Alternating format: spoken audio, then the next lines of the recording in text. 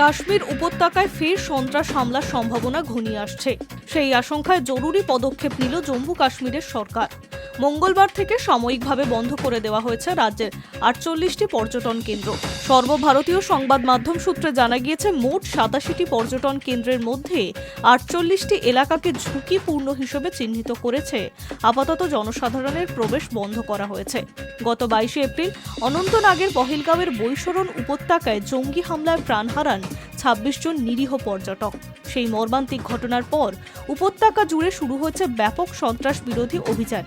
যদিও এখনও হামলার মূল অভিযুক্তদের ধরতে পারেননি নিরাপত্তা বাহিনী, তবে বেশ কয়েকটি জঙ্গির ঘাঁটি গুঁড়িয়ে দেওয়া হয়েছে।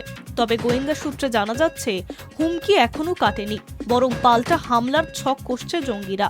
নানা জায়গায় সক্রিয় হয়ে উঠেছে একাধিক স্লিপার সেল। গোয়েন্দাদের আশঙ্কা, জনপ্রিয় কোনো পর্যটন কেন্দ্রে আবার জঙ্গি হামলার নিশানা হতে পারে।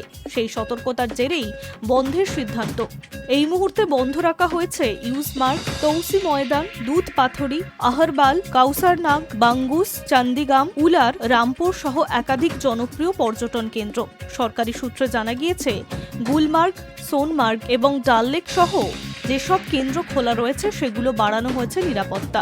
পাশাপাশি অনন্তনাগের হামলার পরিপ্রেক্ষিতে শ্রীনগর, ডোডা ও কিস্তোয়াড় জেলায় একাধিক অভিযান চালিয়েছে জম্মু কাশ্মীর পুলিশ ও অন্যান্য নিরাপত্তা বাহিনী। নিরাপত্তা বাহিনীর দাবি, গত 6 দিনে উপত্যকার 600টির বেশি স্থানে অভিযান চালানো হয়েছে। পহেলগাঁওয়ের ঘটনায় নিন্দায় এবার মুখ খুলেছেন বলিউড জনপ্রিয় অভিনেতা নওয়াজুদ্দিন সিদ্দিকী। यार हमारे सब भाई हैं और वो जिस तरीके से कश्मीरी वेलकम करते हैं लोगों को, वो पैसे से भी ऊपर की चीज़ होती है, अब वो मैं देख रहा हूँ, इतना प्यार है हम सब लोगों को लेके उनके दिलों में, कश्मीरी लोगों के दिलों में, वो मैं बता नहीं सकता। इतना इतना इतना और मेरे ख्याल से जो भी वहाँ घूमने जाता है, जो भी जाते हैं, और जब वो आते हैं, वो कश्मीरियों की इतनी तारीफ़ करते हैं, इतनी वाकई उस लायक हैं, वो तारीफ़ करने के लायक हैं। बट ये जो इंसिडेंट हुआ है, इसको लेके उनके अंदर बहुत ज़्यादा गुस्सा है, एंग्स है कि हमारे ज़मीन पे कैसे हो गया। और अच्छी बात, सबसे अच्छी बात पता क्या हुई, सिर्फ इस इंसिडेंट से पूरा देश एक हो गया।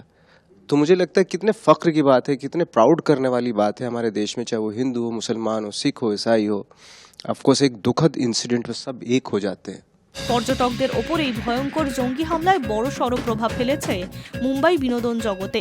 কনসার্ট বাতিল করেছেন অরিজিৎ সিং, শ্রেয়া ঘোষাল। লন্ডনের শো বাতিল করেছেন Salman Khan. Hi News network.